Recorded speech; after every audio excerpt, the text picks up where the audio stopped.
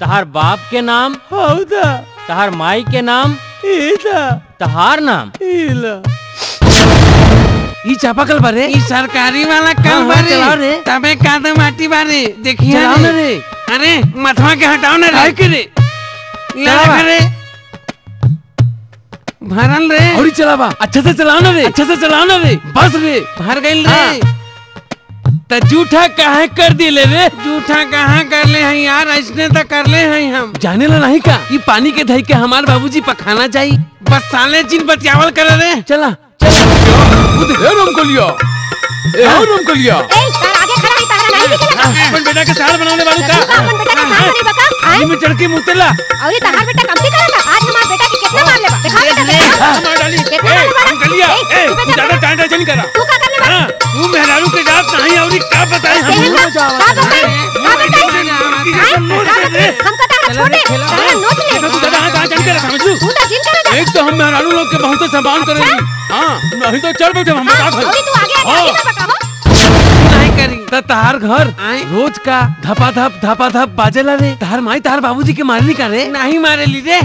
ना तबला बजाले जे बाजे ला रे, धापा धाप तहार बाबूजी कैसे रे मार खाए जैसन कोहरे ले आ ऐसन करके। अरे वो शास्त्रीय संगीत गावे ले ना, जे के कोहर ले रे जानला। औरी रे औरी घपा घप बाजेला जे का बा भाई। वाह बताई ऊ ना हमार माई न रे, घुंघरू पहन के नाचेली, उही बाजेला घापा घाप रे। तहार माई नचनिया बा का रे। हाँ हमार माई न रे, हाँ। नचनिया बा रे। ऊ बम्बई में सिनेमा में भर्ती होवे बदे जाई। तहार माई रे अरे सिनेमा में भर्ती हुई रे। अरे चल इन्हें आ, चल बोल।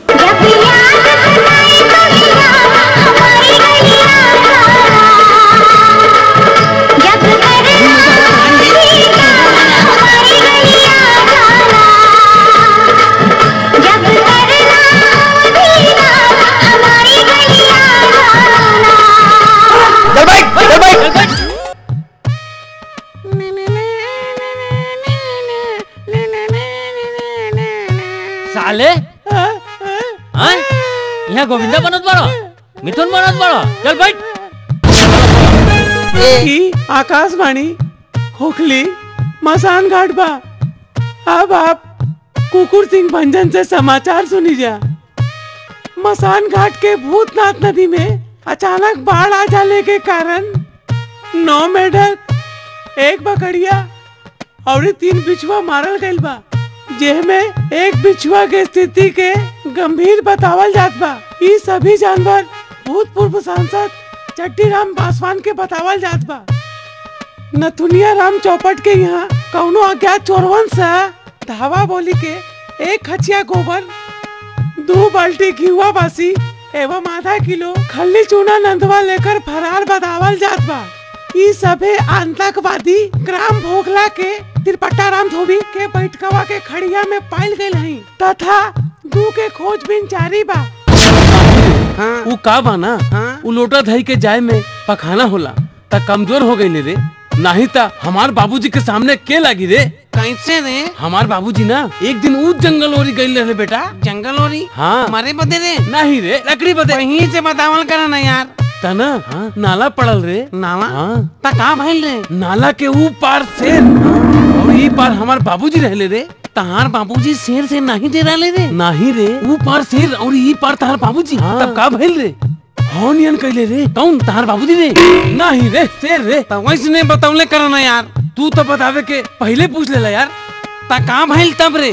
तब ना छपाक से नाला में कूद गई रे। छपाक से कूद गई? कौन तहार बाबूजी रे? नहीं रे, शेर रे। तो वैसे ही बतावा ना यार, शेर कूदले बा कहीं के? बड़ी टाइम तक रे भाई ऐसे घूर घूर के देखत रहले, इन्हें शेर ओने हमार बाबूजी, दोनों जने घूर घूर के। बड़ी टाइम हो गई रे। तब ना हमार बाबूजी के गुस्सा ना घुटना में आ गई भाई। हाँ अच्छा। तब हमार बाबूजी ना उस शेर के टंगड़ी के ऐसे धर लेने और चीर के फेंक दिले रे।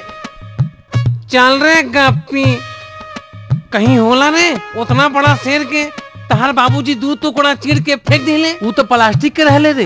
कौन तहार बाबूजी रे? नहीं रे, शेर रे। वैसे ही बतावल करे ना यार, शेर बा कहीं के। चला रे स्कूल चली। चला जल्दी चला। हाँ रे, बेरा हो गया रे, चलो जल्दी चला।